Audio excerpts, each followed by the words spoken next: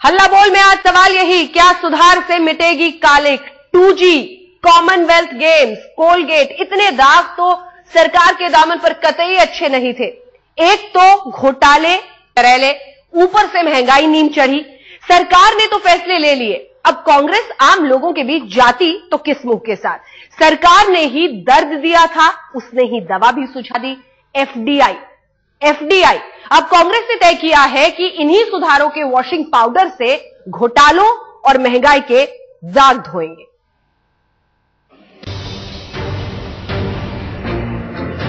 छवि बदलने में जुटी कांग्रेस, दाग धोने में लग गई कांग्रेस। सुधार पर फैसलों के बाद सख्त रुख अपनाती कांग्रेस। मंथन, सिर्फ मंथन। माथापच्ची इस बात की कि आखिर कैसे कांग्रेस अपने और सरकार के संदेश को आम लोगों तक पहुंचाए। देश के आर्थिक हालत सुधारने के लिए एफडीआई के ताबड़तोड़ फैसलों के बाद अब कांग्रेस ये रणनीति बनाने में जुटी है कि कैसे इन फैसलों को आम लोगों के बीच सही करार दिया जाए, कैसे लोगों को बताया जाए कि ये जो फैसले हुए हैं वो देश और यहां की जनता के लिए कितने सही हैं। कांग्रेस वर्किंग कमेटी में सरकार के एफडीआई फंडे पर बहस हुई और निष्कर्ष यही निकला कि केंद्र सरकार ने जो फैसले किए हैं वो बिल्कुल सही हैं और जो एफडीआई के खिलाफ आवाज उठा रहे हैं वो नकारात्मक राजनीति कर रहे हैं। उन्होंने कहा कि देश की इकोनॉमी को सुधारना बहुत जरूरी कदम है। सरकार ने उस दिशा में शुरुआत की है।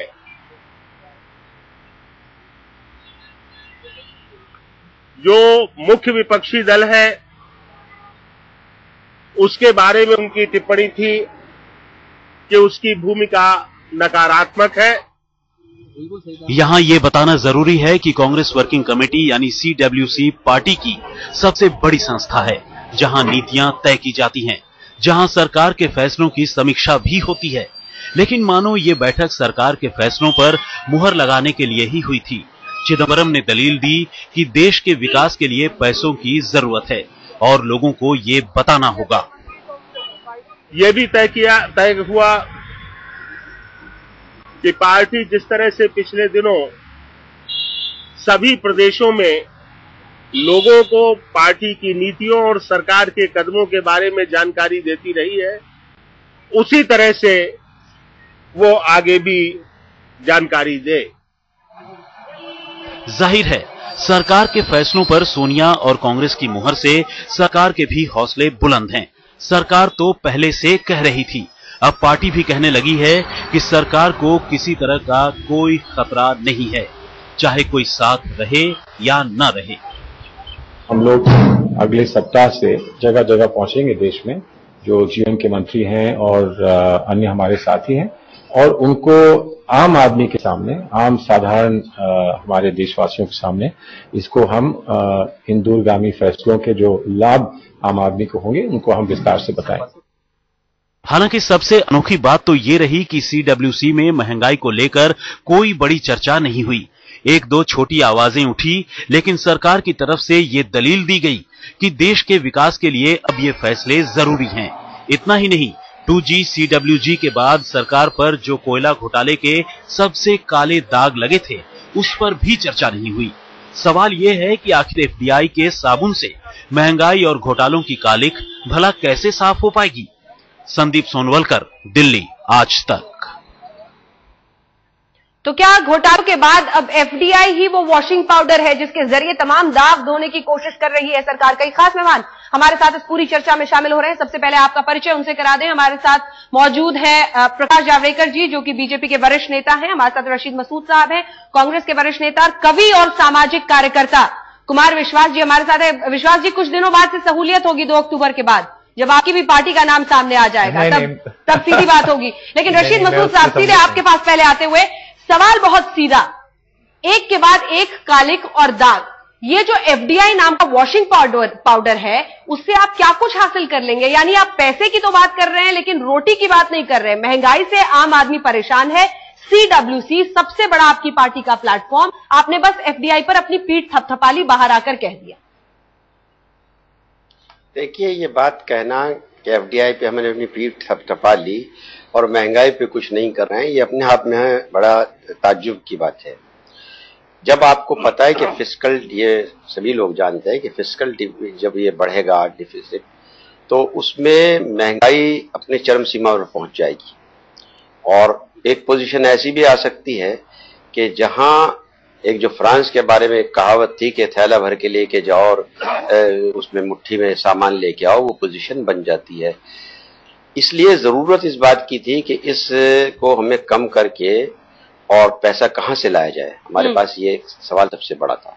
तो उसमें एक रास्ता FDI का भी है, मैं नहीं कहता हूं कि सारे रास्ते उसी पे है, एक वो भी है और ये तमाम पार्टियों ने वक्तन फवक्तन इस बात की अहमियत को माना है और अल्टीमेटली आकर के सारी पार्टियों ने FDI का विरोध नहीं किया है एज सच, लेकिन सिर्फ FDI इन रिटेल में विरोध करने की कोशिश की है। ठीक है, सीधे प्रकाश जी, आपने अपनी बात कही, सर आऊंगी वापस आपके पास। प्रकाश जावड़ेकर जी, FDI वो जादू की छड़ी जिसके जरिए ये लोग तमाम दिक्कतें दूर करेंगे, ये उनका कहना है कि हम चाहते हैं फिस्कल डेफिसिट कम हो, तमाम चीजें अब इसी से होंगी।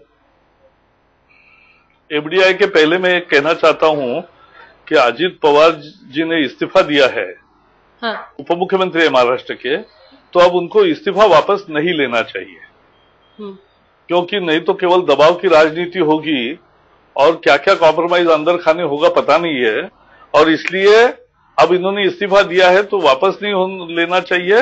और दूसरी बात है कि जांच को, क्योंकि हजारों करोड़ रुपए लगाए और सिंचाई नहीं हुई, तो ये बड़ा घोटाला तो है ही, तो उसकी जांच होगी, उसको सामने भी जाना चाहिए।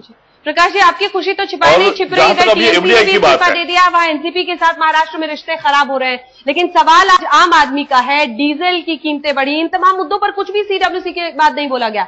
FDI बहुत अच्छा किया है, पैसा यही तो मुद्दा है जी, यही है कि देश की जनता की सबसे मुख्य समस्या है महंगाई, और महंगाई पर कुछ कांग्रेस को या पीएम को नहीं कहना है, यही आम आदमी का विश्वासघात है।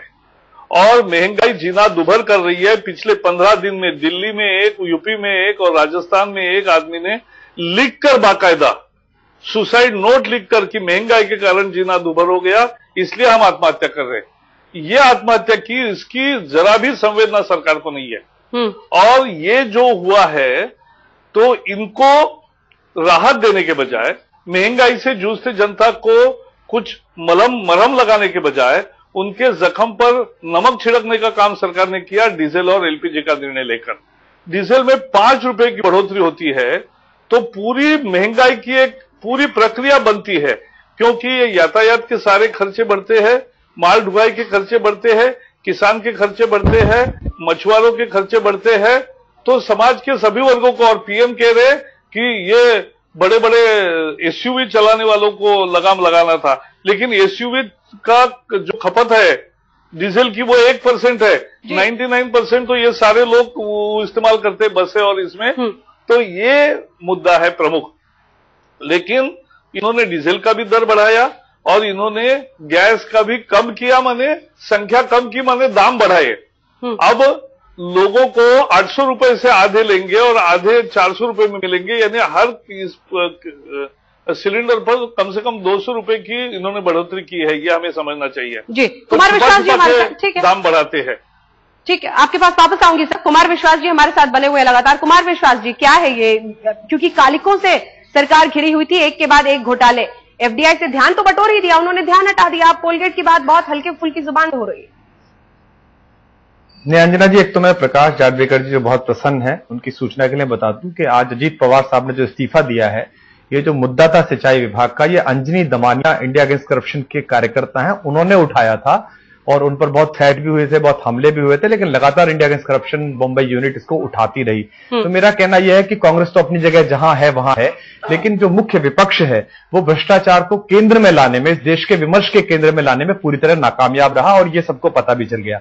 जहां तक रशीद मसूद साहब भी पश्चिमी उत्तर प्रदेश से आते हैं, मैं भी वहां से आता हूं। हमारे गांव में एक हज की नमस्ते होती है, बुजुर्ग लोग जब हज के लिए जाते हैं तो सबको राम राम करके आते हैं कि पता नहीं लौटेंगे कि नहीं लौटेंगे। तो कांग्रेस सरकार हज की नमस्ते की मुद्रा में है। इतने महत्वपूर्ण मुद्दे में, इतनी महत्वपूर्ण स्थिति में भी वो इतनी जल्दी बाहर निकल कर आ गए। एक तो मुझे राहुल गांधी जी का समझ में नहीं आता है, देश के इतने इतने बड़े मुद्दे हैं, आप उन्हें प्रोजेक्ट करते हैं कि बड़ी जिम्मेदारी देंगे, बड़ा काम देंगे, वो कुछ बोलते ही नहीं है। कश्मीर में पंचायत राज पर वो बोले, उसके बाद चुप रह गए। तो उनके पास कोई विजन नहीं है, कोई तरीका नहीं है। प्रधानमंत्री के जिस तरह के स्टेटमेंट आते हैं कि पैसा पेड़ पर नहीं लगता है, मेरे पास जादू की छड़ी नहीं है, तो इससे पता चलता है कि सरकार नाकाम भी है और असंवेदनशील भी है और असभ्य भी है। तीनों से पता चलता है। तो एक इतने बड़े देश की जिम्मेदारी जिस सरकार पर हो, उसके मेजर्स दिखाई देते हैं उसके हाल चाल में। अब आप अगर इन्हें बदल देंगे, अगर आप किसी को कोई विभाग दे देंगे, किसी को निकाल देंगे, बाहर दे देंगे, सुना जा रहा है कि कुछ अच्छे मंत्री जिन्होंने सरकार में बहुत अच्छा काम किया था, शिवप्रकाश जायसवाल जैसे और सुबोधकांत सहाय जैसे, उन्हें संगठन सौंपा जा रहा है। तो इससे क्या हो जाएगा? तो देश को एक संदेश देने में नाकामयाब ये सरकार रही है, मुझे लगता है। और आज की कार्यसमिति जवाब दे लीजिए, फिर एक ब्रेक पर जाएंगे। सवाल बहुत गंभीर है। देखिए, हमें तो सवाल ही नहीं समझ में आया कुमार विश्वास साहब का। अभी जब ऊंट पहाड़ के नीचे आया है तो इन्हें पता चलेगा कि पॉलिटिकल पार्टी बनाना और चलाना और सरकार चलाना और सिर्फ बयानबाजी करने में क्या फर्क होता है। देखिए, हम पहले दिन से कहते रहे कि ये एक षड्यंत्र है कि पहले जो भी पॉसिबल लोग हो सकते हैं उनकी छवि को खराब करने का काम कीजिए। अब इन्हें लग रहा है कि 2014 में राहुल गांधी साहब प्राइम मिनिस्टर के कैंडिडेट होने वाले हैं, तो अब इनको यही प्रॉब्लम हो गई है कि राहुल गांधी साहब बोलते नहीं। किस इशू पर नहीं बोलते हैं बताइए आप राहुल सिंह साहब? तमाम इश्यूज के ऊपर जहां जरूरत पड़ेगी वहीं बोलेंगे ना, कि बिला जरूरत बैठे हुए कोई वो तो हो नहीं रहा है। जरूरत है उत्तर प्रदेश चुनाव से पहले और बाद में हो रहा है, चल रहा है। जब आप पूछेंगे कहीं बात होगी बोलेंगे, पकड़ जाने पे नहीं बोलते। आप यूं बताइए, सोनिया जी किस इश्यूज पे बोल रही है और बहुत सारे लोग किन इश्यूज पे बोलते हैं, अपोजिशन तो बोलता रहता है। लेकिन सवाल ये है कि प्रवक्ता जो पार्टी का एक लाइन होती है वो प्रवक्ता रखता है, वो नहीं है। सुधार से क्या मिटेगी काली की? बड़ा सवाल हम इसलिए पूछ रहे हैं क्योंकि आज तमाम बड़े नेता, ऐसे नेता जो ये तय करते हैं कि इस देश की सरकार कैसे चलेगी, ऐसे नेता जो तय करते हैं कि देश कैसे चलेगा, आज एक मंच पर कांग्रेस वर्किंग कमेटी की बैठक में मौजूद थे। लेकिन बैठक के बाद क्या हासिल हुआ आम आदमी को? सिर्फ एफडीआई पर अपनी पीठ थपथपाती हुई सरकार दिखी, जिसमें कांग्रेस पार्टी की तरफ से भी यही कहा गया कि हम सरकार के साथ है, सरकार एफडीआई और आर्थिक सुधारों के साथ आगे बढ़ रही है, हम सरकार का उस बात पर समर्थन करते हैं। तमाम खास मेहमान हमारे साथ लगातार बने हुए, जिनसे हम हल्ला बोल में कर रहे हैं आज चर्चा। सीधे अब रुख करना चाहेंगे एक बार प्रकाश जावड़ेकर जी का। प्रकाश जावड़ेकर जी, बड़ा सवाल तो यह है कि वाकई जो कमी थी विपक्ष की तरफ से, उसको, चूंकि आपने ही महाराष्ट्र की बात की और महाराष्ट्र में भी इंडिया अगेंस्ट करप्शन के ही एक सदस्य ने सिंचाई घोटाले का पूरा को सामने लाया था, तो कुल मिलाकर जो विपक्ष को करना था वो सिविल सोसाइटी के कई सदस्यों ने, अलग अलग लोगों ने किया है। नहीं, इस पर मैं तो कुछ कहूंगा नहीं। हम तो भारत बंद तो हमने नहीं किया, और लड़ाई तो संसद में और बाहर हमने नहीं लड़ी। ये जो सूरज चांद भी निकलता है वो भी शायद उन्हीं के कारण होगा, तो वो उस पर मैं कुछ टिप्पणी नहीं करना चाहता। मैं केवल इतना कहूंगा, देखो आज देश की जनता आज बहुत निराश हुई है, सरकार ने उनके साथ विश्वासघात किया है और हर समय उनकी जो लड़ाई लड़ रहे हैं हम, इसीलिए उनका हमला बीजेपी पर है। सोनिया जी ने क्या कहा, ऐसा जनार्दन द्विवेदी ने कहा कि बीजेपी विरोध है सुधार के, वो नकारा राजनीति करती है। हम नकारा नहीं, हम प्रो पीपल रिफॉर्म्स हमें चाहिए। हम एंटी पीपल मेजर्स को कभी रिफॉर्म्स नहीं मानते हैं। डीजल के दाम बढ़ाना, महंगाई बढ़ाना, एलपीजी की संख्या कम करना, यह जन विरोधी कदम है। एफडीआई को रिटेल में प्रवेश देकर यहां बेरोजगारी बढ़ाना और यहां जो कोई नई टेक्नोलॉजी नहीं है और किसान के लिए वो देवदूत साबित होंगे ऐसा बताना, ये खुद की नाकामी छिपाने की बात है। और इसलिए ये आज बिल्कुल गैर जरूरी है कदम, और इसलिए हमने उसकी मुखालफत की है।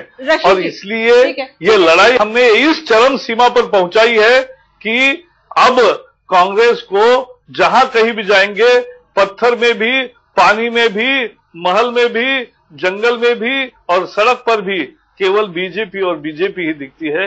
ये उनका प्रॉब्लम है। घोटाले हजार और उन तमाम घोटालों के लिए एक ही वॉशिंग पाउडर, एफडीआई का आर्थिक सुधार बहुत अच्छे हैं, देश में पैसा आएगा, तमाम मुश्किलें दूर हो जाएंगी देश की। आज सीडब्ल्यूसी की बैठक के बाद यही हासिल हुआ देश को।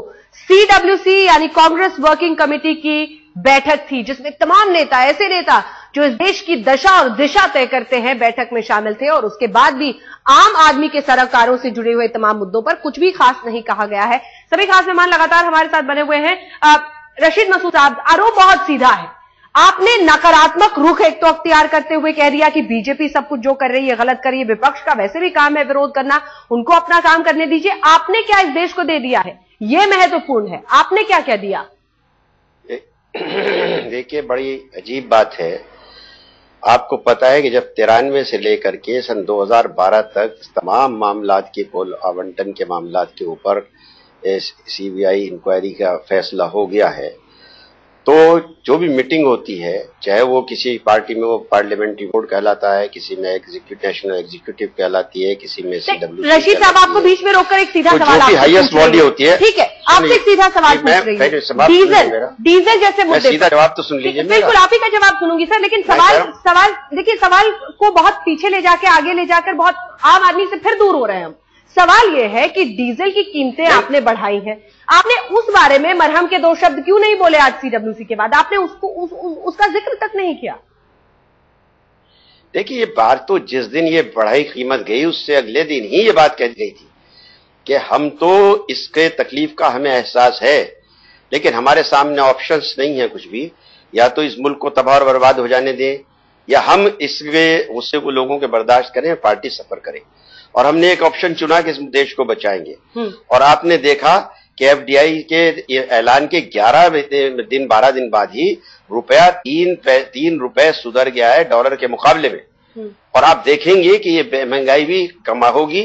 लेकिन अभी जो सीडब्ल्यूसी में ये बात नहीं हुई, बीच में असल में बात जो छूट जाती है तो फिर वो दोबारा वहां से पकड़ना मुश्किल हो जाता है, क्योंकि वो लोगों तक चली गई, हमारा जवाब तो नहीं गया। सीडब्ल्यूसी की मीटिंग हो या किसी में ये पार्लियामेंट्री बोर्ड कहलाता है, किसी में नेशनल एग्जीक्यूटिव कहती है, उसका एक एजेंडा होता है। उस एजेंडे से बाहर जाकर कोई डिस्कशन नहीं होता है। आज का एजेंडा तो सिर्फ ये था कि जो स्टेप्स सरकार ने लिए हैं, क्या सीडब्ल्यूसी कांग्रेस पार्टी उसको अप्रूव करती है कि नहीं करती है? क्या प्रॉब्लम है कुमार विश्वास जी? क्या प्रॉब्लम है? रुपया मजबूत हो जाएगा, रुपया मजबूत हो जाएगा, इनकी सरकार रुपया मजबूत कर देगी। डीजल की कीमत आम आदमी मिडिल क्लास को झेलना, वो झेलती रहे। देखिए अंजना जी, दो बातें। एक तो 2 साल से देश में जो थोड़ी पॉजिटिविटी आई है उसका राजनीतिक क्लास फायदा नहीं ले रही। मैं अभी भी देख रहा हूं, जैसे प्रकाश जी को इस बात पे बहुत आपत्ति हुई कि मैंने ऐसा क्यों बोला। भाई आपने नहीं किया था तो मैंने बोला। आप में जो ये arrogance of power, attitude of office है, ये पॉलिटिकल क्लास से जा ही नहीं रहा है। अब इसको समझ नहीं आ रहा है कि सड़क पर लोग बात करेंगे, प्रधानमंत्री के सामने लोग कपड़े उतारेंगे, आप विपक्ष में हैं तो आपसे पूछेंगे कि बिजली की दरों पर आप क्यों काम नहीं कर रहे हैं, आपसे पूछेंगे कि 26 तारीख से पहले आप कोल ब्लॉक आवंटन रद्द करने की बात क्यों नहीं कर रहे थे, क्योंकि अजय संचेती नितिन गडकरी जी के पार्टनर इसलिए नहीं कर रहे थे, या आपके मुख्यमंत्री ने भी लिखा इसलिए नहीं कर रहे थे। तो कांग्रेस की सरकार को तो जाने दीजिए, उनको तो पता है कि वो अब गंगा जी में भी खड़े हो जाए तो वो लौट के आने की स्थिति में नहीं है। लेकिन जो हमारे मुख्य विपक्ष के दोस्त हैं, वो उनसे निवेदन है कि नेतृत्व आप ही का काम था, नेता आप ही को बनना है, पर लोहिया जी वाले फार्मूले पर नहीं चलेगा देश कि लोकतंत्र की रोटी उलटती पलटती रहेगी। 14 तक ये लूट लें, फिर आप 19 तक लूट लेना, फिर 24 में ये आ जाएंगे, ऐसा नहीं होगा। भारत माता बांझ नहीं है, वो अच्छे बेटे पैदा करती है, और कल फिर एक नया विकल्प निकलेगा तो फिर आप ये कहेंगे तो सोशल एक्टिविस्ट है, ये क्या करने जा रहे हैं। तो जो पॉलिटिकल क्लास को जिम्मेदारी लेनी चाहिए। रशीद मसूद साहब इतने सीनियर लीडर हैं, अगर एपोलॉजी के 2 शब्द इनके मुंह से निकल जाए कि हाँ सचमुच देश में महंगाई है, गरीब आदमी का जीना दूभर हो गया है, लोग परेशान है, तो ऐसा कौन सा राष्ट्रीय अपमान हो जाएगा इनका या इनकी नेता का? वो बोलती नहीं है, इनके युवराज आते नहीं है, वो केवल दलित के अगर खाना खाने आते हैं, बाकी दुनिया लुट जाए, आग लग जाए देश में, उनकी ओर से कोई टिप्पणी नहीं आती है। और कहते हैं कि वो बड़ी जिम्मेदारी निभाएं। भाई वो नेक्स्ट टू प्राइम मिनिस्टर हैं ही, और क्या भी जिम्मेदारी निभाना चाहते हो, बनाओ उनको प्राइम मिनिस्टर, 1.5 साल उनको भी देख लेते हैं कि वो देश कैसे चलाएंगे। रशीद जी, कुमार विश्वास जी, आपको तो बहुत गुस्सा आने लगा। मैंने तो ये रूप आपका पहली मर्तबा देखा है। मैं तो समझता था कि आप बहुत ही कूल आदमी हैं, ठंडे आदमी हैं, आर्गुमेंट से बात करेंगे। आप तो गुस्से से दबाना चाह रहे हैं। हमने आपके लिए अर्ज कर दूं कि इंडिया अगेंस्ट करप्शन जो है, आप तो उसी को नहीं बचा पाए, इन देश को क्या रहे हैं? हम सब परेशान, हम तो सामान्य आदमी, हम एमपी नहीं है, हम पार्लियामेंटेरियन नहीं है। इंडिया अगेंस्ट कोऑपरेशन हो गया है। सुनिए, इंडिया अगेंस्ट करप्शन तो इंडिया अगेंस्ट कोऑपरेशन हो गया है। आप कोऑपरेट ही नहीं करते एक दूसरे को। आज बेदी जी कहीं खड़ी हुई हैं, हेगड़े जी कहीं खड़े हुए हैं, और आप कहीं खड़े हुए हो, केजरीवाल जी आपके साथ हैं, वो अलग खड़े हुए हैं। कॉर्पोरेट तो आप लोग करते हैं ना, एक साथ धक्का बढ़ा लेते हैं। तो आप स्टेटमेंट लूट लीजिए, आप राज्य, हम केंद्र में लूट लेंगे। मुझे भी बोलने देंगे, आप लोग करते हैं कि आप बोलने देंगे कि आप बोल करके ये लोगों को सबल साबित करना चाहते हो कि ज्यादा बोलने से कुछ आर्गुमेंट्स में अच्छाई आ जाती है। आपको मैंने तो सुनता रहा, जावेडकर भी सुनते रहे, हम दो शरीफ आदमी फंस गए आज आपके बीच में, तो आप हमें बोलने नहीं देंगे। मैंने कहा है कि आप तो जो है इंडिया अगेंस्ट कॉर्पोरेशन है, आप इंडिया अगेंस्ट करप्शन नहीं हो, क्योंकि आपका कहां है सारे लोग जो शुरू हुए थे। आप हजारे साहब ने कह दिया आपने 2 करोड़ रुपए, क्या फर्क पड़ता है? आप बताइए ना कि जनलोकपाल आ गया क्या, भ्रष्टाचार मिट गया? ये क्या चीज है? ये क्या चीज है? ये जो हजारे कह रहे हैं अभी, तो आपके पास एक आदमी चोरी के बारे में बोलेगा तो आप कहेंगे बच्चे के पैर तो पालने में दिखाई दे जाते हैं। कुमार विश्वास जी, नाराज ना हो आप, ये बुरी लगती होगी आपको, लेकिन आप देखिए हम आपकी कितनी कड़वी बातें बहुत मोहब्बत के साथ पी जाते हैं, और आप हमारी सच्ची बातों को भी सुनने को तैयार नहीं है। कुमार विश्वास जी, ये सवाल तो पूछा ही जाएगा, कुमार विश्वास जी तो सुनना पड़ेगा। ये सवाल तो कुमार विश्वास जी पूछा ही जाएगा कि 8 लोग मिलकर आगे नहीं बढ़ पा रहे हैं, पूरे देश को लेकर आप लोग कैसे आगे बढ़ेंगे? देखिए अंजना जी, महत्वपूर्ण प्रश्न ये है नहीं कि 8 लोग, क्या अकेला आदमी भी पूछेगा कि मेरा पैसा कहां गया? लेकिन विकल्प, अगर आप विकल्प की बात करते हैं, आपने क्या किया? कुमार विश्वास जी, अगर विकल्प की आप बात करते हैं तो अरविंद केजरीवाल को फाइनल अथॉरिटी नहीं है। बिखरा हुआ विकल्प हिंदुस्तान लेकर आगे नहीं बढ़ पाएगा। दोबारा दोहरा दूं, मैं दोबारा दोहरा दूं, ये आंदोलन अन्ना हजारे जी का, किरण बेदी का, अरविंद केजरीवाल, कुमार विश्वास का नहीं है। ये गुस्सा देश का गुस्सा है। इसके मुहाने पर जो खड़ा हो जाएगा देश उसे लीडर मान लेगा। दुर्भाग्य की बात है कि मुख्य विपक्ष को इसका श्रेय लेना था, उनको आगे बढ़ना था, लेकिन जब तक ये कांग्रेस विरोधी था तब तक तो वो हमारे पीठ थपथपाते थे। ऑन एयर ऑफ एयर सारे भाजपा के नेता कहते थे बहुत अच्छा काम कर रहे हैं, लड़ते रहना। आजकल मैं देखता हूं ऑन एयर भी परेशानी है, ऑफ एयर भी परेशानी है कि ये आ क्यों गए, ये बोल क्यों रहे। भाई आप ये खो खो नहीं खेल सकते आप कि 14 तक आप लूट लो, 14 के बाद हम लूट लेंगे, राज्य में आप लूट लो, केंद्र में हम लूट लेंगे, ये नहीं चल सकता। रशीद साहब जल्दी से छोटा सा जवाब, ब्रेक पर जाना है, जल्दी से 2 लाइन में जल्दी से। मैं कह रहा हूं कुमार विश्वास साहब, आप बिल्कुल खड़े हुए मुहाने पे, लेकिन अंदर न गिर जाइएगा, उसके कार के मुहाने पे खड़े रहिए। आपको कोई नहीं, इस हिंदुस्तान में पॉलिटिक्स करने का हर एक को अधिकार है, आपको भी अधिकार है, आप जो कहे उसका अधिकार है, लेकिन कम से कम अपनी ऊंची आवाज करके हमारी आवाज को दबाने की कोशिश मत करो, हमारी भी बात सुन लिया करो। हमारी रिक्वेस्ट है आपसे। देश सुनना ही तो चाहता है, कांग्रेस पार्टी को उसकी नीतियों को करीब से सुनना चाहता है रशीद मसूद साहब, लेकिन अफसोस यही है कि जब प्रधानमंत्री सामने आते भी हैं तो देश को यही बताने के लिए कि पैसे पेड़ पर नहीं उगते हैं। ये तो हम सब बचपन से सुनते आए हैं।